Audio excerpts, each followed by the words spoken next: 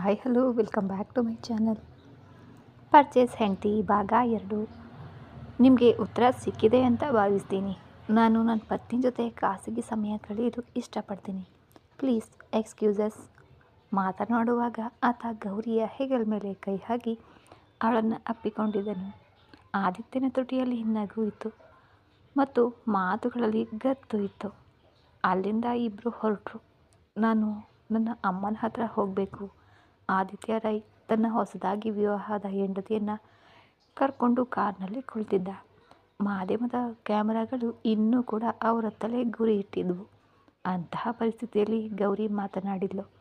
ನಿಖಿಲ್, ನಾನು ಈಗ ಆಫೀಸ್ಗೆ ಹೋಗ್ತೀನಿ. ಇವತ್ತಿನ ಶೆಡ್ಯೂಲ್ ಏನಿದೆ ಅಂತ. ಗೌರಿಯನ್ನು ಮತ್ತು ಅವಳ ಮಾತನ್ನು ಸಂಪೂರ್ಣವಾಗಿ ನಿರ್ಲಕ್ಷಿಸಿ ಆದಿತ್ಯ ಕಾರಿನ ಮುಂಭಾಗದ ಸೀಟ್ನಲ್ಲಿ ಕುಳಿತಿದ್ದ. ತನ್ನ ವೈಯಕ್ತಿಕ ಸಹಾಯಕ ನಿಖಿಲ್ ಜೊತೆ ಮಾತನಾಡ್ತಾ ಇದ್ದ. ಸರ್, 1 ಗಂಟೆಯ ನಂತರ ಒಂದು ಮೀಟಿಂಗ್ ಇದೆ. ನಿಖಿಲ್ ತನ್ನ ಟ್ಯಾಬ್ ಓಪನ್ ಮಾಡಿ ತಕ್ಷಣವೇ ಉತ್ತರಿಸ್ದ. ನಾನು ಸಿಬ್ಬಂದಿಗಳಿಗೆ ಯಾವುದೇ ಡ್ರಾಮಾ ಅಥವಾ ಗಾಸಿಪ್ ಮಾಡಲು ಯಾವುದೇ ವಿಷಯವನ್ನು ಕೊಡಲು ಇಷ್ಟಪಡೋದಿಲ್ಲ. ಜೋಸೆಫ್, ಅನ್ನಪೂರ್ಣ ವಿಲ್ಲಾಕ್ಕೆ ನಡೆ ಅಂದ. ಆದಿತ್ಯ ಗೌರಿ ಅಂತ ಕರ್ಕೊಂಡು ಆಫೀಸ್ಗೆ ಹೋಗಬೇಕು ಅಂತ ಅಂದ್ಕೊಂಡಿದ್ದ. ಆದರೆ ಅವಳಿಂದ ಯಾವುದೇ ಕೆಲಸ ಆಗಬೇಕಾಗಿಲ್ಲ. ಆ ಕಾರಣ ಮತ್ತು ಮೀಟಿಂಗ್ 1 ಗಂಟೆಯ ನಂತರ ಇರೋದ್ರಿಂದ ಅವನು ತನ್ನ ಡ್ರೈವರ್ ಜೋಸೆಫ್ಗೆ ಕಾರನ್ನು ಮನೆ ಕಡೆಗೆ ಹೋಗಲು ಆದೇಶಿಸಿದ. ನಾನು ಹಾಸ್ಪಿಟಲ್ಗೆ ಹೋಗಲು ಬಯಸ್ತಾ ಇದ್ದೀನಿ ಮಿಸ್ಟರ್ ರಾಯ್. ನೀವು ನಾನು ಹೇಳ್ತಾ ಇರೋದನ್ನು ಕೇಳಿಸ್ಕೊಳ್ತಿದ್ದೀರಾ? ಈ ಬಾರಿ ಗೌರಿ ತನ್ನ ಧ್ವನಿಯಲ್ಲಿ ಸ್ವಲ್ಪ ಕಠಿಣಗೊಳಿಸಿ ಕೇಳಿದ್ಲು. ನೀನು ಕಾಂಟ್ರಾಕ್ಟ್ ಪೇಪರನ್ನು ಸರಿಯಾಗಿ ಓದಿಲ್ಲ. ಅದಕ್ಕೆ ಈ ರೀತಿ ತಪ್ಪಾಗಿ ಮಾತನಾಡ್ತಾ ಇದ್ದೀಯಾ? ಇಂದಿನಿಂದ ನನ್ನ ಅನುಮತಿ ಇಲ್ಲದೆ ನೀನು ಎಲ್ಲಿಯೂ ಹೋಗುವಂತಿಲ್ಲ. ನಿನ್ನ ತಾಯಿಗೆ ಅತ್ಯುತ್ತಮ ಚಿಕಿತ್ಸೆ ಸಿಗ್ತಾ ಇದೆ. ಆದಿತ್ಯ ರಾಯ್ನ ಮಾತನ್ನು ತಪ್ಪೋದೇ ಇಲ್ಲ ಅಂದ. ಆದಿತ್ಯ, ನಾನು ನನ್ನ ಅಮ್ಮನ ಜೊತೆ ಭೇಟಿಯಾಗ್ತೀನಿ. ಅವರನ್ನು ನಾನು ನನ್ನ ಕಣ್ಣಾರೆ ನೋಡಬೇಕು ಅಂದ್ಲು ಗೌರಿ. ಇನ್ನು ಗೌರಿ ಹಠದ ಧ್ವನಿಯಲ್ಲಿ ಹೇಳಿದ್ಲು ಈ ಮಾತನ್ನು. ನಿಖಿಲ್, ಆದಿತ್ಯ ಏನೋ ಒಂದು ಆದೇಶ ನೀಡುವಂತೆ ನಿಖಿಲ್ ಹೆಸರನ್ನು ಉಚ್ಚರಿಸಿದನು. ಆದಿತ್ಯ ಮತ್ತು ನಿಖಿಲ್ ನಡುವಿನ ಬಾಂಧವ್ಯ ಅಂತಹದ್ದಾಗಿತ್ತು. ಅವನು ಏನೇ ಕಣ್ಸನೆ ಮಾಡಿದರೂ ತಿಳ್ಕೊಳ್ಳುವಷ್ಟು. ಯಾವಾಗ ಏನು ಮಾಡಬೇಕು ಅನ್ನೋದು ನಿಖಿಲ್ಗೆ ಆದಿತ್ಯನ ಒಂದು ಸಣ್ಣ ಸನ್ನೆಯಿಂದನೇ ಅರ್ಥ ಆಗಿಬಿಡ್ತಿತ್ತು. ನಿಖಿಲ್ ತನ್ನ ಟ್ಯಾಬನ್ನು ಹಿಂದಕ್ಕೆ ಚಾಚಿ ಆದಿತ್ಯನಿಗೆ ನೀಡಿದನು. ಅಲ್ಲಿ ಗೌರಿ ತಾಯಿ ಸುಷ್ಮಾ ದೇವಿಯವರು ಕಾಣಿಸ್ತಾ ಇದ್ರು. ಅವರು ಹಾಸ್ಪಿಟಲ್ನ ಒಂದು ವಿಶಿಷ್ಟ ಕೊಠಡಿಯಲ್ಲಿದ್ದರು. ಬಹುಶಃ ಅವರಿಗೆ ಇನ್ನೂ ಪ್ರಜ್ಞೆ ಬಂದಿರಲಿಲ್ಲ. ಅಮ್ಮ ಟ್ಯಾಬ್ ಪರದೆಯ ಮೇಲೆ ಇದ್ದುದನ್ನು ನೋಡಿ ತಾಯಿಯ ಚಿತ್ರದ ಮೇಲೆ ಬೆರಳು ಸವರ್ತಾ ಗೌರಿ ಭಾವುಕ ಧ್ವನಿಯಲ್ಲಿ ಹೇಳಿದ್ಲು. ಅವಳು ಕಣ್ಣುಗಳನ್ನ ಹನಿ ಹನಿಯಾಗಿ ನೀರು ಸುರಿತಲೇ ಇತ್ತು. ನನ್ನ ಮನೆಗೆ ಹೋಗಿ ನೀನು ನಿನ್ನ ಬಗ್ಗೆ ಯಾರ ಬಗ್ಗೆನೂ ಏನು ಕೂಡ ಯಾರ ಹತ್ರನೂ ಹೇಳಬಾರ್ದು. ನಿನ್ನನ್ನು ನಾನು ಯಾವ ಪರಿಸ್ಥಿತಿಯಲ್ಲಿ ಮದುವೆ ಆದೆ ಅನ್ನೋದನ್ನು ಕೂಡ ನೀನು ಹೇಳಬಾರ್ದು. ಯಾರ ಪ್ರಶ್ನೆಗೂ ನೀನು ಉತ್ತರಿಸಬಾರ್ದು. ಕೇವಲ ಇದು ಅಷ್ಟೇ ಹೇಳಬೇಕು. ಅದೇನೆಂದರೆ, ನೀನು ಮತ್ತು ನಾನು ಕಳೆದ ಕೆಲವು ತಿಂಗಳಿಂದ ಪ್ರೀತಿಸ್ತಾ ಇದ್ವು. ಅದಕ್ಕಾಗಿಯೇ ಈಗ ನಾನು ನೀನು ಮದುವೆಯಾಗಿದ್ದೀವಿ ಅಂತ ನಿನಗೆ ನೆನಪಿರಬೇಕು. ನೆನಪಿರ್ತಿದೆ ತಾನೇ ಅಂತ ಆದಿತ್ಯ ಹೇಳ್ದ. ಆಗ ಗೌರಿ ಹ್ಞೂ ಅಂದ್ಲು. ಹೀಗೆ ಐಷಾರಾಮಿ ಮತ್ತು ಆರಾಮದಾಯಕ ಕಾರು ನಗರದ ಅಪರಿಚಿತ ರಸ್ತೆಗಳ ಮೂಲಕ ಅನ್ನಪೂರ್ಣ ವಿಲ್ಲಾ ಕಡೆಗೆ ಧಾವಿಸ್ತಾ ಇದೆ. ಅಲ್ಲಿಗೆ ತಲುಪಲು ಹೆಚ್ಚು ಸಮಯ ಏನು ಹಿಡಿಲಿಲ್ಲ. ಜೋಸೆಫ್ ಪಾರ್ಕಿಂಗ್ ಏರಿಯಾದಲ್ಲಿ ಕಾರ್ನ ನಿಲ್ಲಿಸಿ ಆದಿತ್ಯನ ಕಡೆ ಹೋಗಿ ಬಾಗಿಲು ತೆರೆದ. ಆದಿತ್ಯ ಗೌರಿಯನ್ನು ತನ್ನ ಮನೆಗೆ ಕರ್ಕೊಂಡು ಬಂದಿದ್ದಾನೋ ಅಥವಾ ಯಾವುದೋ ಸಿನಿಮಾ ಶೂಟಿಂಗ್ ಸ್ಪಾಟ್ಗೆ ಕರ್ಕೊಂಡು ಬಂದಿದ್ದಾನೋ ಅನ್ನೋದು ಪಾಪ ಗೌರಿಗೆ ಅರ್ಥ ಆಗ್ತಿರಲಿಲ್ಲ. ಇಂತಹ ಐಷಾರಾಮಿ ಮನೆಗಳ ಚಿತ್ರ ಅಥವಾ ವಿಡಿಯೋಗಳನ್ನು ಅವಳು ನೋಡಿದ್ದು, ಆದರೆ ಪ್ರತ್ಯಕ್ಷವಾಗಿ ಮೊದಲ ಬಾರಿಗೆ ನೋಡ್ತಾ ಇರೋದು ಇದು ಆದಿತ್ಯ ರಾಯ್ ಅವರ ಸ್ವಂತ ಮನೆ ಅಂತ ಅವಳಿಗೆ ನಂಬಲು ಸಾಧ್ಯ ಆಗ್ತಿರಲಿಲ್ಲ. ಕ್ರೀಮ್ ಕಲರ್ನ ಆಧುನಿಕ ವಿನ್ಯಾಸದಲ್ಲಿ ನಿರ್ಮಿಸಲಾದ ಒಂದು ರಾಜಪ್ರಸಾದ ಅದು. ಅಂದರೆ ಒಂದು ದೊಡ್ಡ ಅರಮನೆಯಂತೆ ಇತ್ತು ಅಂತ ಅರ್ಥ. ಮುಂಭಾಗದಲ್ಲಿ ವಿಶಾಲವಾದ ತೋಟ, ದೊಡ್ಡ ಗೇಟ್, ದಾಟಿ ಬರುವ ಗೇಟ್ನ ಮೇಲಿರುವ ಒಂದು ದೊಡ್ಡ ಸಿಂಹದ ಪ್ರತಿಮೆ ಗೌರಿ ಕಣ್ಣಿಗೆ ಬಿದ್ದಿತ್ತು. ಗೌರಿ ಸೊಂಟದ ಮೇಲೆ ಕೈ ಹಾಕಿ ಅವಳ ಅಸಹಜತೆಯನ್ನು ನಿರ್ಲಕ್ಷಿಸಿ ಆದಿತ್ಯ ರಾಯ್ ತನ್ನ ಮನೆಯ ಒಳಾಂಗಣದತ್ತ ಹೆಜ್ಜೆ ಹಾಕಿದ. ಈ ಮನೆಯ ಮುಖ್ಯ ಸೇವಕಿ ಮೀನಾಕ್ಷಿ. ಮೀನಾಕ್ಷಿ ಬಂದು ಬಾಗಿಲ ತೆರೆದ್ಲು. ಅವಳು ಬಾಟಲ್ ಗ್ರೀನ್ ಬಣ್ಣದ ಸೀರೆಯನ್ನು ಧರಿಸಿದ್ಲು. ಅವಳು ಎಷ್ಟು ಅಚ್ಚುಕಟ್ಟಾಗಿ ಸೀರೆ ಉಟ್ಟಿದ್ಲು ಅಂದರೆ ಅದು ಅವಳ ಕೆಲಸಕ್ಕಾಗಿ ಸಿದ್ಧಪಡಿಸಿದ ವಿಶೇಷ ಉಡುಪು ಅನ್ನೋ ರೀತಿ ಇತ್ತು. ನೋಡಿದ ಕೂಡಲೇ ತಿಳಿತಾ ಇತ್ತು. ಆದಿತ್ಯನ ಪಕ್ಕದಲ್ಲಿ ಹೊಸ ಸೊಸೆಯ ರೂಪದಲ್ಲಿ ನಿಂತಿರುವ ಹುಡುಗಿಯನ್ನು ನೋಡಿ ಅವಳು ನಿಜಕ್ಕೂ ಆಶ್ಚರ್ಯಚಕಿತಳಾದ್ಲು. ಅಕ್ಕ ಅವರನ್ನು ಕರಿ ಅಂದ ಆದಿತ್ಯ ತನ್ನ ಗಂಭೀರ ಮತ್ತು ಗಡಸು ಧ್ವನಿಯಲ್ಲಿ. ಮೀನಾಕ್ಷಿಗೆ ಆದೇಶಿಸಿದ. ಅಕ್ಕ ಅಕ್ಕ. ಅವಳು ಉತ್ಸಾಹದಿಂದ ಬಹುತೇಕ ಜೋರಾಗಿ ಕೂಗ್ತಾ ಕರೆಯಲು ಪ್ರಾರಂಭಿಸಿದ್ಲು. ಅಕ್ಕ ಅಂತ ಮೀನಾಕ್ಷಿ. ಕರೆಯನ್ನು ಕೇಳಿ 2ನೇ ಮಹಡಿಯಿಂದ ಒಬ್ಬ ಸುಂದರ ಮಹಿಳೆ ಇಳಿದು ಬಂದಳು. ಅವಳಿಗೆ ಸುಮಾರು 32 ವರ್ಷ ವಯಸ್ಸು. ಅವಳು ಉಡುಪು ಮತ್ತು ಅಲಂಕಾರ ಅತ್ಯಂತ ಅಚ್ಚುಕಟ್ಟಾಗಿತ್ತು. ನೋಡಲು 18 ವರ್ಷದ ಯುವತಿಯಂತೆ ಸುಂದರವಾಗಿದ್ಲು. ತಮ್ಮ ಆದಿತ್ಯನ ಅಕ್ಕ ದೀಪಿಕಾ ಅವಳು. ಆದಿತ್ಯನ ಪಕ್ಕದಲ್ಲಿ ಹೊಸ ಸೊಸೆಯ ರೂಪದಲ್ಲಿ ನಿಂತಿರುವ ಹುಡುಗಿಯನ್ನು ನೋಡಿ, ಅಂದರೆ ಗೌರಿಯನ್ನು ನೋಡಿ ಬಹಳ ಆಶ್ಚರ್ಯಪಟ್ಟಳು. ಈಗ ನಿನಗೆ ಸಂತೋಷ ಆಯಿತಾ ಅಕ್ಕ? ಆದಿತ್ಯ ತನ್ನ ಅಕ್ಕ ದೀಪಿಕಳಿಗಾಗಿ ಪ್ರಾಣ ಕೊಡಲು ಕೂಡ ಹಿಂದೆ ಮುಂದೆ ನೋಡೋದಿಲ್ಲ, ಮತ್ತೊಂದು ಬಾರಿ ಯೋಚಿಸೋದು ಇಲ್ಲ ಅನ್ನೋದು ಅವನ ಮೃದುವಾದ ಮಾತಿನ ಧಾಟಿಯಲ್ಲಿ ತಿಳಿತಾ ಇತ್ತು. ಹೌದು, ಆದರೆ ಇದು ಹೇಗೆ ಸಾಧ್ಯ ಆಯಿತು? ದೀಪಿಕಾಳ ಕಣ್ಣುಗಳು ಸಂತೋಷದಿಂದ ಮಿಂಚ್ತಾ ಇದ್ವು. ಇವಳು ಗೌರಿ. ನಾವು ಕಳೆದ ಕೆಲವು ತಿಂಗಳಿಂದ ಇಬ್ಬರು ಕೂಡ ರಿಲೇಷನ್ಶಿಪ್ಲಿ ಇದ್ವು. ನಿನ್ನ ಇಷ್ಟ ಈಗ ಪೂರೈಸಿದೆ ಅಲ್ವಾ ಅಕ್ಕ? ನನಗೆ ಹಾಗಂತ ಭಾವಿಸ್ತಾ ಇದ್ದೇನೆ. ನನಗೆ ಒಂದು ಮುಖ್ಯವಾದ ಮೀಟಿಂಗ್ ಇದೆ ಅಕ್ಕ. ನಾನು ಆಫೀಸ್ಗೆ ಹೋಗ್ತಾ ಇದ್ದೀನಿ. ಆದಿತ್ಯ ಬಹಳ ಬೇಗ ಮಾತನ್ನು ಮುಗಿಸಿ ಅಲ್ಲಿಂದ ಹೊರಡಲು ತಯಾರಿ ನಡೆಸಿದ. ಅಯ್ಯೋ, ನಿನ್ನ ಮೀಟಿಂಗ್ ಇರಲಿ ಬಿಡು. ಅಜ್ಜಿ ಅಮ್ಮ ಎಲ್ಲಿದ್ದೀರಾ? ನೀವು ಬೇಗ ಬನ್ನಿ, ನೋಡಿ ಬನ್ನಿ ತಮ್ಮ ಯಾರನ್ನು ಕರ್ಕೊಂಡು ಬಂದಿದ್ದಾನೆ ಅಂತ ಆದಿತ್ಯನ ಮಾತು ಸಂಪೂರ್ಣವಾಗಿ ನಿರ್ಲಕ್ಷಿಸಿ ದೀಪಿಕಾ ಮನೆಯಲ್ಲಿ ಕೂಗ್ತಾ ಉಳಿದ ಸದಸ್ಯರನ್ನು ಕರೀತಾ ಇದ್ಲು. ಇಷ್ಟೊಂದು ಗದ್ದಲ ಕೇಳಿ ಸಹಜವಾಗಿ ಕೊಠಡಿಯ ಇಂದ ಹೊರಬಂದರು. ಇದೇನಿದು ಆದಿ, ನೀನು ಮದುವೆಯಾಗಿದೆಯಾ? ಆದರೆ ಇದೇನು ಒಂದು ಮಾತು ಕೂಡ ಹೇಳಿದೆ, ನಮಗೆ ಯಾವುದನ್ನು ತಿಳಿಸ್ದೆ ನೀನು ಮದುವೆಯಾಗಿ ಕರ್ಕೊಂಡು ಬಂದಿದೆಯಲ್ಲ? ಇವಳು ಯಾರು? ಯಾವ ಕುಟುಂಬದ ಹುಡುಗಿ? ನಮಗೆ ಏನು ತಿಳಿತಾ ಇಲ್ವಲ್ಲ? ಆದಿತ್ಯನ ಅಜ್ಜಿ ಕನಕಲತಾ ಹೇಳಿದರು. ಕನಕಲತಾ ದೇವಿ ವಯಸ್ಸಾದವರು, ಆದರೂ ಅವ್ರ ಸೀರೆಯಲ್ಲಿ ಒಂದು ರೀತಿಯ ಘನತೆ ಎದ್ದು ಕಾಣ್ತಾ ಇತ್ತು. ಅಯ್ಯೋ ಅಜ್ಜಿ, ಅದೆಲ್ಲ ಬಿಡಿ. ತಮ್ಮ ಮದುವೆಯಾಗಿದ್ದಾನೆ ಅನ್ನೋದೇ ಎಲ್ಲಕ್ಕಿಂತ ದೊಡ್ಡ ವಿಷಯ. ಏನನ್ನ ತಿಳ್ಕೊಳ್ಳುವ ಅವಶ್ಯಕತೆ ಇಲ್ಲ ನಮಗೆ. ಇವಳು ಗೌರಿ. ಇವಳು ನನ್ನ ತಮ್ಮನ್ನು ಪ್ರೀತಿಸ್ತಾಳೆ ಮತ್ತು ತಮ್ಮ ಕೂಡ ಇವಳನ್ನು ಪ್ರೀತಿಸ್ತಾನೆ. ಅಷ್ಟೇ ಸಾಕಲ್ವಾ ಅಜ್ಜಿ? ದೀಪಿಕಾ ಬಹಳ ಸಂತೋಷದಿಂದ ಖುಷಿಯಿಂದ ಉತ್ಸಾಹದಲ್ಲಿ ಇದ್ಲು. ಆ ಮಾತುಗಳನ್ನು ಹೇಳ್ತಾ ಇದ್ಲು ಉತ್ಸಾಹದಿಂದ. ಅಲ್ಲ, ಹೊಸ ಸೊಸೆ ಮನೆಯ ಬಾಗಿಲ ಹೊರಗಡೆ ಹೀಗೆ ನಿಂತಿರೋದಾ? ಅವಳನ್ನು ಬರಮಾಡಿಕೊಂಡು ಮನೆಗೆ ಕರಿಬೇಕಲ್ವಾ? ಅಕ್ಕ, ನೀವು ಏನು ಬಯಸಿದ್ದೀರೋ ನಾನು ಅದನ್ನು ಮಾಡಿದ್ದೇನೆ. ಈಗ ದಯವಿಟ್ಟು ನನ್ನನ್ನು ಇನ್ಯಾವುದರಲ್ಲೂ ಸಿಲುಕಿಸ್ಬೇಡ ಅಂದ ಆದಿತ್ಯ. ನನಗೆ ಒಂದು ಇಂಪಾರ್ಟೆಂಟ್ ಮೀಟಿಂಗ್ ಇದೆ ಮತ್ತು ನಾನು ಅದನ್ನು ಅಟೆಂಡ್ ಮಾಡಲೇಬೇಕು. ಬಾಯ್, ಟೇಕ್ ಕೇರ್ ಅಕ್ಕ. ಆದಿತ್ಯ ರಾಯ್ ಯಾರ ಮಾತನ್ನು ವಾಪಸ್ ಅವರ ಮಾತಿಗೂ ಕಾಯದೆ ದಡ ಹೆಜ್ಜೆ ಹಾಕ್ತಾ ಹೊರಟು ಹೋದ. ಮೈತ್ರಿ ದೇವಿ ಗೌರಿಯನ್ನು ಬರಮಾಡಿಕೊಂಡು ಮನೆಗೆ ಕರೆದೊಯ್ದರು. ಮನೆಯ ಒಳಗಿನ ಪೀಠೋಪಕರಣಗಳು ಮತ್ತು ಅಲಂಕಾರವನ್ನು ನೋಡಿ ಗೌರಿ ಮೇಲೆ ಆಶ್ಚರ್ಯ ಪಡ್ತಾ ಇದ್ಲು. ವಾಸ್ತವದಲ್ಲೂ ಕೂಡ ಇಂತಹ ಮನೆ ಇರುತ್ತಾ ಅಂತ ಅವಳಿಗೆ ನಿಜಕ್ಕೂ ತಿಳಿದಿರಲಿಲ್ಲ. ಯಾಕಂದರೆ ಅವಳು ತುಂಬಾ ಬಡವಳು. ದೀಪಿಕಾ ಅವಳನ್ನು ಆದಿಯ ರೂಮ್ಗೆ ಕರ್ಕೊಂಡು ಹೋಗು, ಅವಳು ಬಹಳ ಸುಸ್ತಾಗಿರುವಂತೆ ಕಾಣ್ತಾ ಇದೆ. ಆದಿಯ ರೂಮ್ಗೆ ಸ್ವಲ್ಪ ಆಹಾರ ಕಳುಹಿಸು ಮೀನಾಕ್ಷಿ ಅಂದ್ಲು ಮೈತ್ರಿ ದೇವಿ. ವಿವೇಕ್ ರಾಯ್ ಈಗ ಖಂಡಿತವಾಗಿಯೂ ನನ್ನ ಈ ಡೀಲ್ ಒಪ್ಕೊಳ್ಳಲು ನಿಮಗೆ ಯಾವುದೇ ತೊಂದರೆ ಇಲ್ಲ ಅಷ್ಟೇ. ಆದಿತ್ಯ ಮೀಟಿಂಗ್ ಮುಗಿಸಿ ತನ್ನ ಕ್ಯಾಬಿನ್ಗೆ ಬಂದು ಲ್ಯಾಪ್ಟಾಪ್ನಲ್ಲಿ ವಿಡಿಯೋ ಕಾಲ್ ಮೂಲಕ ಒಬ್ಬ 60 ವರ್ಷ ಮೇಲ್ಪಟ್ಟ ವ್ಯಕ್ತಿಯ ಚಿತ್ರದತ್ತ ನೋಡಿ ಈ ಮಾತುಗಳನ್ನು ಹೇಳಿದನು. ಕಂಗ್ರ್ಯಾಚುಲೇಷನ್ ಆದಿ, ನೀನು ಮದುವೆಯಾಗಿದ್ದಕ್ಕೆ ನನಗೆ ತುಂಬಾ ಸಂತೋಷ ಆಗಿದೆ.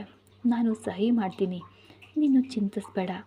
ಆದರೆ ನಾನು ನಿನ್ನಿಂದ ಯಾವುದೇ ಹಣನ ತಗೊಳ್ಳೋದಿಲ್ಲ. ನಾನು ಸುಮ್ಮನೇ ಈ ಮನೆಯನ್ನು ನಿನ್ನ ಹೆಸರಿಗೆ ಬರ್ಕೊಡ್ತಾ ಇದ್ದೀನಿ ಅಂತ ಹೇಳ್ದ ವಿವೇಕ್ ರಾಯ್. ಆದಿತ್ಯ ರಾಯ್ ಬೆನ್ನೆಲುಬು ಅಷ್ಟು ದುರ್ಬಲವಾಗಿಲ್ಲ. ನಾನು ಸುಮ್ಮನೆ ಯಾರಿಂದಲೂ ಏನನ್ನು ಪಡ್ಕೊಳ್ಳೋದಿಲ್ಲ. ನಾನು ಯಾವ ಮೊತ್ತವನ್ನು ಹೇಳಿದ್ನೋ ಅದು ನಿಮಗೆ ಖಂಡಿತ ತಲುಪುತ್ತೆ. ಆದಿತ್ಯ ಮಾತನ್ನ ಮುಗಿಸಿ ಕಾಲ್ನ ಡಿಸ್ಕನೆಕ್ಟ್ ಮಾಡ್ದ. ನಿಖಿಲ್, ಮುಂದಿನ ಅರ್ಧ ಗಂಟೆಯ ನಂತರ ಯಾರು ನನ್ನನ್ನು ಡಿಸ್ಟರ್ಬ್ ಮಾಡಬಾರ್ದು. ಆದಿತ್ಯ ನಿಖಿಲ್ಗೆ ಫೋನ್ ಮಾಡಿ ಹೇಳ್ದ. ಕಿವಿಯಿಂದ ಫೋನ್ ಕೆಳಗಿಳಿಸಿ ಕುರ್ಚಿಗೆ ತಲೆಯನ್ನು ಒರಗಿಸಿ ಕಣ್ಮುಚ್ಚಿದನು. ಇಲ್ಲ, ಈ ಆದಿತ್ಯ ರಾಯ್ ಎಂದಿಗೂ ಸುಸ್ತಾಗಲು ಸಾಧ್ಯ ಇಲ್ಲ. ಅವನು ಯಾವಾಗಲೂ ಯಶಸ್ಸಿನ ಇನ್ನೂ ಹೆಚ್ಚಿನ ಶಿಖರಗಳನ್ನು ತಲುಪಬೇಕು, ಬೇಗನೆ ಏರಬೇಕು ಅಂತ ಯೋಚಿಸ್ತಾ ಇದ್ದ. ಇತ್ತ ದೀಪಿಕಾ ಗೌರಿಯನ್ನು ಅನ್ನಪೂರ್ಣವಿಲ್ಲದ 2ನೇ ಮಹಡಿಯಲ್ಲಿರುವ ಅತ್ಯಂತ ಸುಂದರ ಮತ್ತು ಐಷಾರಾಮಿ ಕೋಣೆಗೆ ಕರ್ಕೊಂಡು ಬಂದಳು. ಒಂದು ಕೋಣೆ ಇಷ್ಟು ದೊಡ್ಡದಾಗಿರುತ್ತೆ, ಅದು ಹೇಗೆ ಸಾಧ್ಯ ಅಂತ ಗೌರಿಗೆ ಗೊತ್ತೇ ಇರಲಿಲ್ಲ. ಅದು ಆದಿತ್ಯನ ರೂಮ್ ಆಗಿತ್ತು. ಅದು ತಿಳಿಯಲು ಅವಳು ಏನೂ ಕಷ್ಟ ಆಗಲಿಲ್ಲ. ಕೋಣೆಯ ಸುತ್ತಮುತ್ತಲೆಲ್ಲ ವಜ್ರದಂತೆ ಹೊಳಿತಾ ಇತ್ತು. ಕೋಣೆಯ ಬಣ್ಣದಿಂದ ಹಿಡಿದು ಪರದೆಗಳು ಕೂಡ, carpet, king size bed, sofa ಎಲ್ಲವೂ ಆ ಕೋಣೆಗಾಗಿಯೇ ತಯಾರಿಸಿದಂತೆ ಇತ್ತು. ಅದ್ಭುತವಾದ ಆಕರ್ಷಕ ವಸ್ತುಗಳಿಂದ ಕೋಣೆಯನ್ನು ಅಲಂಕರಿಸಲಾಗಿತ್ತು. ಆದರೆ ಎಲ್ಲವೂ ತುಂಬಾ ವಿಶಿಷ್ಟ ಅಭಿರುಚಿಯಿಂದ ಕೂಡಿದ್ವು. ಗೌರಿಯ ಕಣ್ಗಳು ಇದ್ದಕ್ಕಿದ್ದಂತೆ ಗೋಡೆಯ ಕಡೆಗೆ ನೋಡಿ ಅಲ್ಲೇ ನಿಂತು ಹೋದವು. ವೈಟ್ ಕಾರ್ಟ್, ಒಂದು ಜನಪ್ರಿಯ ಆ್ಯಪ್. ವೈಟ್ ಕಾರ್ಟ್ ಲೋಗೋ ಈ ಕೋಣೆಯಲ್ಲಿ ಯಾಕಿದೆ? ಖಂಡಿತವಾಗಿಯೂ ಈ ಐಷಾರಾಮಿ ಕೋಣೆಯಲ್ಲಿ ಈ ಲೋಗೋ ಸುಮ್ಮನೆ ಫೋಟೋ ಫ್ರೇಮ್ ಆಗಿ ಜಾಗ ಪಡೆದಿಲ್ಲ. ಇದರ ಹಿಂದೆ ಏನೋ ಒಂದು ಕತೆ ಇರಲೇಬೇಕು. ಹಾಗಾದರೆ ವಿವೇಕ್ ರಾಯ್ ಈ ಬ್ರ್ಯಾಂಡ್ನ ಒಡೆಯನೇ? ಗೌರಿಗೆ ತಿಳಿದ ಮಟ್ಟಿಗೆ ವೈಟ್ ಕಾರ್ಟ್ ಕೇವಲ ಒಂದು ಶಾಪಿಂಗ್ ಆ್ಯಪ್ ಮಾತ್ರ ಅಲ್ಲ. ಇವರದ್ದೇ ಆದ UPIನಿಂದ ಹಿಡಿದು ಇಲ್ಲಿ ಮಾರಾಟ ಆಗುವ ಎಲ್ಲ ವಸ್ತುಗಳು ಇವರದ್ದೇ ಸ್ವಂತ ಬ್ರ್ಯಾಂಡ್ನವು. ವೈಟ್ ಕಾರ್ಟ್ ಬಗ್ಗೆ ಅವಳು ತುಂಬಾ ಕೇಳಿದಾಳೆ, ಆದರೆ ಪೂರ್ತಿ ವಿಷಯ ಅವಳಿಗೆ ಸರಿಯಾಗಿ ಗೊತ್ತಿಲ್ಲ. ಅದರ ಅವಶ್ಯಕತೆಯೂ ಕೂಡ ಅವಳಿಗೆ ಯಾವತ್ತೂ ಬಂದಿರಲಿಲ್ಲ. ಗೌರಿ, ನೀನು ನನಗಿಂತ ಚಿಕ್ಕವಳು, ಅದಕ್ಕೆ ನಿನ್ನನ್ನು ಹೆಸರಿಡಿದು ಕರಿತಾ ಇದ್ದೀನಿ, ಏನು ಅಂದ್ಕೊಳ್ಬೇಡ ಅಂತ ದೀಪಿಕಾ ತುಂಬ ಆತ್ಮೀಯತೆಯಿಂದ ಪ್ರೀತಿಯಿಂದ ಗೌರಿಯ ಜೊತೆ ಮಾತಾಡಿದ್ಲು. ಹೌದು, ಸರಿ, ಆಗಲಿ ಅಂತ ಗೌರಿ ಉತ್ತರಿಸಿದ್ಲು. ಆದರೆ ಅವಳ ಧ್ವನಿಯಲ್ಲಿ ಅಂತಹ ಉತ್ಸಾಹ ಏನೂ ಇರಲಿಲ್ಲ. ನೀನು ನನ್ನ ತಮ್ಮನನ್ನು ಖಂಡಿತ ಗುರುತಿಸ್ತೀಯ, ಯಾಕಂದರೆ ನೀವಿಬ್ಬರು ರಿಲೇಷನ್ಶಿಪ್ನಲ್ಲಿದ್ದೀರಲ್ಲ. ಮದುವೆ ಆದ ತಕ್ಷಣ ನಿನ್ನನ್ನು ಹೀಗೆ ಬಿಟ್ಟು ಹೋದೋದಕ್ಕೆ ನೀನು ಬೇಸರ ಮಾಡ್ಕೊಂಡಿಲ್ಲ ಅಲ್ವಾ? ಮಾಡ್ಕೊಳ್ಳಲ್ಲ ಅಂತ ಕೂಡ ಭಾವಿಸ್ತೇನೆ ಅಂದ್ಲು ದೀಪಿಕಾ. ಹಾಂ ಅಂದ್ಲು ಗೌರಿ. ಅಯ್ಯೋ, ನಾನು ಕೂಡ ನಿನ್ನ ಜೊತೆ ಹರಟೆ ಹೊಡೆಯಲು ಶುರು ಮಾಡಿದೆ ನೋಡು. ಆಮೇಲೆ ತುಂಬ ಮಾತನಾಡೋಣ, ತುಂಬ ಮಾತುಗಳಿದೆ. ನೀನು ಮೊದಲು ಫ್ರೆಶ್ ಆಗು. ನೀನು ಯಾವ ತರಹದ ಡ್ರೆಸ್ನ ಹಾಕ್ಕೊಳ್ತೀಯಾ? ಅಂದರೆ ನನ್ನ ಹತ್ರ ಅಂಥದ್ದೇನಾದರೂ ಇದ್ದರೆ ನಾನು ಈಗಲೇ ನಿನಗೆ ತಂದುಕೊಡ್ತೀನಿ ಅಂದ್ಲು ದೀಪಿಕಾ. ನೀನು ಚೇಂಜ್ ಮಾಡ್ಕೋ. ಐ ಥಿಂಕ್ ಈ ಭಾರವಾದ ಲೆಹೆಂಗಾ ಹಾಕ್ಕೊಂಡು ನಿನಗೆ ಅಷ್ಟು ಕಂಫರ್ಟಬಲ್ ಅನ್ನಿಸ್ತಿಲ್ಲ ಅನಿಸುತ್ತೆ ಅಂದ್ಲು ದೀಪಿಕಾ. ನೀವು ನನಗೆ ಯಾವುದೇ ಸಾಧಾರಣ ಬಟ್ಟೆಯನ್ನು ಕೊಡಬಹುದು, ನನಗೇನು ತೊಂದರೆ ಇಲ್ಲ ಅಂದ್ಲು ಗೌರಿ. ಹೌದಾ, ಹಾಗಿದ್ರೆ ಸರಿ, ನೀನು 2 ನಿಮಿಷ ವೆಯ್ಟ್ ಮಾಡು, ನಾನು ಈಗಲೇ ಹೋಗಿ ಬರ್ತೀನಿ ಅಂತ ದೀಪಿಕಾ ಹೋದಳು. ದೀಪಿಕಾ ಹೀಗೆ ಹೇಳಿ ಕೋಣೆಯಿಂದ ಹೊರಗಡೆ ಹೋದಳು. ದೀಪಿಕಾಳನ್ನು ನೋಡಿದರೆ ಅವಳು ಎಲ್ಲ ಜೊತೆ ಬೇಗ ಬೆರೆಯುವ ಸ್ವಭಾವದವಳಾಗಿದ್ಲು. ಅವಳ ಮಾತುಗಳಲ್ಲಿ ಒಂದು ರೀತಿಯ ಪ್ರೀತಿ ತುಂಬಿತ್ತು.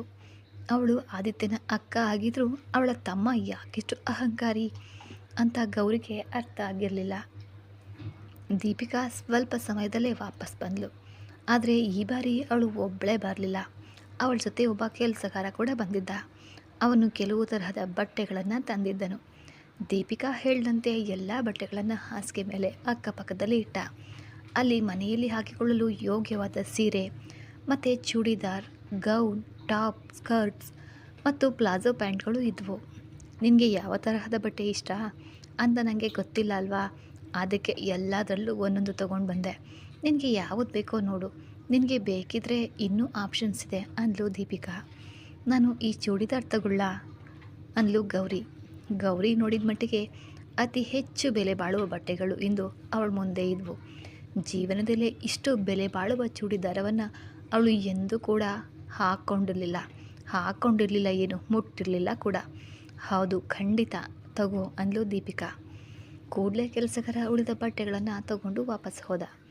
ಗೌರಿ ಆದಿತ್ಯನ ಪರ್ಸ್ನಲ್ ವಾಶ್ರೂಮ್ ಒಳಗಡೆ ಹೋಗಿ ಮತ್ತೊಮ್ಮೆ ಆಶ್ಚರ್ಯಚಕಿತಳಾದ್ಲು. ಯಾಕಂದರೆ ಇದು ಬಾತ್ರೂಮ್ ಆಗಿದೆಯಾ ಅಥವಾ ಅದಕ್ಕಿಂತ ಬೆಲೆ ಬಾಳುವ ಕೋಣೆಯ ಪಳಪಳ ಹೊಳೆಯ ಸ್ವಚ್ಛತೆ ಮತ್ತು ಸುಗಂಧದಿಂದ ತುಂಬಿತ್ತು. ಪ್ರತಿಯೊಂದು ವಸ್ತು ಎಷ್ಟು ಬೆಲೆ ಬಾಳುವುದು ಅಂದರೆ ಅದ್ಧೂರಿಯಾಗಿತ್ತು ಅನ್ನೋದು ಹೊಳಪೆ ಹೇಳ್ತಾ ಇತ್ತು. ಜೀವನ ಅವಳನ್ನು ಎಲ್ಲಿಂದ ಎಲ್ಲಿಗೆ ತಂದು ನಿಲ್ಲಿಸಿದೆ. ಇಂದು ಬೆಳಗಿನವರೆಗೂ ಅವಳು ಅಸಹಾಯಗಳಾಗಿದ್ಲು. ಸಾವಿನ ಜೊತೆ ಹೋರಾಡ್ತಾ ಇರುವ ವ್ಯಕ್ತಿಯನ್ನು, ಅಂದರೆ ಅವಳ ತಾಯಿಯನ್ನು ಎಲ್ಲಿ ಕರ್ಕೊಂಡು ಹೋಗಲಿ ಅಂತ ತಿಳಿಯದೆ ಒದ್ದಾಡ್ತಾ ತಲೆ ಕೆಡಿಸ್ಕೊಂಡು ಇದ್ಲು. ಆದರೆ ಈಗ ಇಂತಹ ಒಂದು ರಾಜಮನೆತನದ ಅರಮನೆಯಲ್ಲಿ ನಿಂತಿದ್ದಾಳೆ.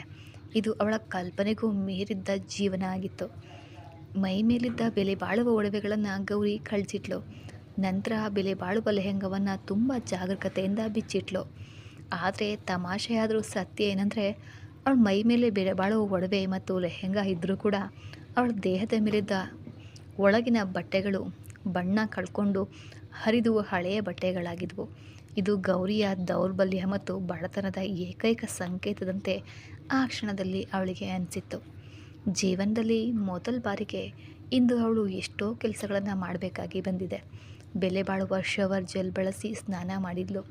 ಸುಗಂಧದಿಂದ ಕೂಡಿದ ಬಿಳಿ ಟವಲ್ನಿಂದ ಮೈ ಒರೆಸ್ಕೊಂಡಾಗ ಆ ಬಡ ಹುಡುಗಿಯ ದೇಹಕ್ಕೂ ಒಂದು ರೀತಿಯ ಅದ್ದೂರಿತನ ಅಂಟ್ಕೊಂಡಂತೆ ಭಾಸ ಆಯಿತು ಅವಳಿಗೆ. ಅವಳ ಮೈ ಮೇಲಿದ್ದ ಬೆವರು, ದಣಿವು ಎಲ್ಲವೂ ತೊಳೆದು ಹೋಗಿತ್ತು. ಈಗ ಒಳ್ಳೆಯ ಸುಗಂಧ ಬರ್ತಾ ಇದೆ ಅವಳ ಮೈಯಿಂದ.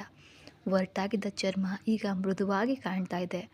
ದೀಪಿಕಾ ನೀಡಿದ ಹೊಸ ಒಳಗಿನ ಬಟ್ಟೆಗಳ ಮೇಲೆ ಹೊಸ ಚೂಡಿದಾರವನ್ನು ಧರಿಸಿದ್ಲು ಗೌರಿ. ಕನ್ನಡಿಯಲ್ಲಿ ತನ್ನನ್ನೇ ತಾನು ನೋಡಿಕೊಂಡಾಗ ಗೌರಿಯ ಪ್ರತಿಬಿಂಬ ಅವಳನ್ನೇ ನೋಡಿ ಹಾಸ್ಯ ಮಾಡ್ತಾ ಇರುವಂತೆ ಅನ್ನಿಸ್ತು. ಇಂದು ಕಾಗೆ ಮೈ ಮೇಲೆ ನವಿಲುಗರಿ ಹಾಕಿದಂತಿದೆ. ನನ್ನ ಮಾಮ್ ತುಂಬ ಕೋಪನ ಮಮ್ಮಿ. ವಾಶ್ರೂಮಿಂದ ಹೊರಬಂದ ಗೌರಿ ನೋಡಿದಾಗ ದೀಪಿಕಾ ಮಡಿಲಲ್ಲಿ ಸುಮಾರು 4 ವರ್ಷದ ಒಬ್ಬ ಪುಟ್ಟ ಹುಡುಗನಿದ್ದನು. ಅವನು ತೊದಲ ನುಡಿಗಳಲ್ಲಿ ತನ್ನ ತಾಯಿಯನ್ನು ಕೇಳ್ತಾ ಇದ್ದ. ಹೌದು, ಅವನು ದೀಪಿಕಾಳ ಮಗ. ಆ ಹುಡುಗ ನೋಡಲು ಎಷ್ಟು ಸುಂದರವಾಗಿದ್ದಾನೆ ಅಂದರೆ, ಗೋಡೆ ಮೇಲಿರುವ ಯಾವುದೋ ವಿಶೇಷ ಚಿತ್ರವೇ ಎದುರು ಬಂದು ನಿಂತಂತೆ ಇದೆ. ಅಷ್ಟು ಮುದ್ದಾಗಿದ್ದ ಆ ಮಗು. ಇಲ್ಲ, ಖಂಡಿತ ಇಲ್ಲ ಅಯಾನ್. ಮಾಮ್ ತುಂಬ ಸ್ವೀಟ್. ದೀಪಿಕಾ ಮಗ ಜೊತೆ ಮಾತಾಡ್ತಾನೆ ಗೌರಿ ವಾಶ್ರೂಮಿಂದ ಹೊರಬಂದಿರೋದನ್ನು ನೋಡಿದ್ಲು. ಇಲ್ಲಿ ನೋಡು, ಇವರೇ ನಿನ್ನ ಮಾಮನ್ ಫ್ರೆಂಡ್ ಮತ್ತು ಅಯಾನ್ ಮಾಮ್. ದೀಪಿಕಾ ಗೌರಿಯ ಕಡೆಗೆ ಕೈ ತೋರಿಸಿ ಅಯಾನ್ಗೆ ಪರಿಚಯಿಸಿದ್ಲು. ಅದಕ್ಕೆ ಉತ್ತರವಾಗಿ ಗೌರಿ ಅಯಾನನ್ನು ನೋಡಿ ಸ್ವಲ್ಪ ನಕ್ಳು. ಮಮ್ಮಿ, ಮಾಮ್ ನನ್ನ ಜೊತೆ ಯಾಕೆ ಮಾತಾಡ್ತಿಲ್ಲ? ಅಯಾನ್ ಮೆಲ್ಲಗೆ ತಾಯಿಯ ಕಿವಿಯ ಹತ್ರ ಹೋಗಿ ಹೇಳ್ದ. ಮಾಮ್ ಅಯಾನ್ ಜೊತೆ ಮಾತನಾಡ್ತಾರೆ ಅಲ್ವಾ? ಮಾಮ್ಗೆ ಈಗ ಅಯಾನ್ ಇನ್ನೂ ಗೊತ್ತಿಲ್ಲ ಅಲ್ವಾ ಅಂದ್ಲು ದೀಪಿಕಾ. ಅಯಾನ್ ಮೊದಲು ಮಾಮ್ ಜೊತೆ ಚೆನ್ನಾಗಿ ಫ್ರೆಂಡ್ಶಿಪ್ ಮಾಡ್ಕೊಳ್ಳಿ, ಆಮೇಲೆ ಮಾಮ್ ತುಂಬಾ ಮಾತಾಡ್ತಾರೆ ಅಂದ್ಲು ದೀಪಿಕಾ. ದೀಪಿಕಾ, ನೋಡು ಗೌರಿ, ಇವನೇ ಅಯಾನ್. ನಿನಗೆ ಗೊತ್ತಾ, ಅಯಾನ್ ತುಂಬ ಗುಡ್ ಬಾಯ್ ಮತ್ತು ಅಯಾನ್ ಈಗ ಚೆನ್ನಾಗಿ ಡ್ರಾಯಿಂಗ್ ಮಾಡ್ತಾನೆ. ಅಷ್ಟೇ ಅಲ್ಲ, ಅಯಾನ್ ತುಂಬ ಪದ್ಯಗಳನ್ನು ಕೂಡ ಹೇಳ್ತಾನೆ ಅಂದ್ಲು ದೀಪಿಕಾ. ಹಾಗಾದರೆ ನೀನು ನಿಜವಾಗಿಯೂ ತುಂಬ ಒಳ್ಳೆ ಹುಡುಗ. ಗೌರಿ ಬಾಗಿ ಅಯಾನ್ ಎದುರು ಕುಳಿತಳು. ಮಾಮ್, ನೀನು ನನ್ನ ಜೊತೆ ಆಟ ಆಡ್ತೀಯಾ ಅಲ್ವಾ ಅಂತ ಅಯಾನ್ ಗೌರಿಯ ಹಣೆಗೆ ಮತ್ತು ಕೆನ್ನೆಯಲ್ಲಿ ಮುತ್ತಿಟ್ಟು ಕೇಳ್ದ. ಹೌದು, ಖಂಡಿತ ಆಡ್ತೀನಿ. ದಿನದ ಕೊನೆಯಲ್ಲಿ ಈ ಮಗುವನ್ನು ನೋಡಿ ಗೌರಿಯ ಮನಸ್ಸಿಗೆ ತುಂಬಾ ಸಂತೋಷ ಆಯಿತು. ಆ ಮಗು ಇಹಿಹಿ ಎಂದು ನಕ್ಕು ಖುಷಿಯಿಂದ. ಹಾಗಾದರೆ ಬಾ ಮಾಮ್, ನನ್ನ ಜೊತೆ ನಿನಗೆ ನನ್ನ ಎಲ್ಲ ಆಟಿಕೆಗಳನ್ನು ತೋರಿಸ್ತೀನಿ. ಅಯಾನ್, ನೀನು ಈಗ ನಿನ್ನ ಕೋಣೆಗೆ ಹೋಗು. ಮಾಮ್ ಈಗ ತುಂಬ ಸುಸ್ತಾಗಿದ್ದಾರೆ, ತುಂಬ ಹಸಿವು ಆಗಿದೆ ಅವರಿಗೆ. ಮಾಮ್ ಸ್ವಲ್ಪ ರೆಸ್ಟ್ ಮಾಡಲಿ, ಆಮೇಲೆ ಅಯಾನ್ ಜೊತೆ ತುಂಬ ಆಟ ಆಡ್ತಾರಂತೆ ಅಂದ್ಲು ದೀಪಿಕಾ. ಅಯಾನ್ ತುಂಬ ಖುಷಿಯಾಗಿ ತನ್ನ ಆಟಿಕೆಗಳಿಂದ ತುಂಬಿದ ಕೋಣೆಗೆ ಹೋದ. ಮೀನಾಕ್ಷಿ ತಾನೇ ಗೌರಿಗಾಗಿ ಊಟವನ್ನು ತಂದಿದ್ದಾಳೆ. ಜ್ಯೂಸ್, ಮಿಲ್ಕ್ ಶೇಕ್, ಚಾಕ್ಲೇಟ್, ಹಣ್ಣುಗಳು, ಡ್ರೈ ಫ್ರೂಟ್ಸ್, ಕುಕೀಸ್ ಮತ್ತು ಪೇಸ್ಟ್ರಿಗಳಿಂದ ತುಂಬಿದ ಒಂದು ಟ್ರೇ ಕೂಡ ತಂದಿದ್ಲು. ಬಗೆ ಬಗೆಯ ಹಣ್ಣು ಭಕ್ಷ್ಯ ಭೋಜನಗಳು ಈಗ ಅವಳ ಮುಂದೆ ಇತ್ತು. ಗೌರಿ, ಈಗ ಸ್ವಲ್ಪ ತಿನ್ನು ಅಂದ್ಲು ದೀಪಿಕಾ. ನಿಜವಾಗಿಯೂ ಗೌರಿಗೆ ಎಷ್ಟು ಹಸಿವಾಗ್ತಾ ಇದೆ ಅಂದರೆ, ಅವಳು ಸುಮ್ಮನೆ ಮರ್ಯಾದೆಗಾಗಿ ಕೂಡ ತಿನ್ನಲ್ಲ ಅಂತ ಒಂದು ಮಾತು ಹೇಳಲು ಆಗಲೇ ಇಲ್ಲ ಅವಳಿಂದ. ಬದಲಾಗಿ ತಿನ್ನಲು ಶುರು ಮಾಡಿದ್ಲು ಗೌರಿ. ರುಚಿಯಾದ ಕುಕೀಸನ್ನು ಬಾಯಿಗೆ ಹಾಕಿ ಕಚ್ಚುವಾಗ ಅವಳ ಕಣ್ಣಲ್ಲಿ ನೀರು ಬಂತು. ಅವಳು ಎಷ್ಟು ಭೀಕರ ಹಸುವಿನಿಂದ ಇದ್ಲು ಅಂದರೆ ಯಾರಿಗೂ ಗೊತ್ತಿಲ್ಲ ಅವಳ ಹಸುವು ಎಷ್ಟಿತ್ತು ಅಂತ. ಅಷ್ಟು ಸಮಯದಿಂದ ಉಪವಾಸ ಇದ್ದಾಳೆ ಪಾಪ ಅವಳು. ಅದು ಯಾರಿಗೂ ಕೂಡ ತಿಳಿದಿಲ್ಲ.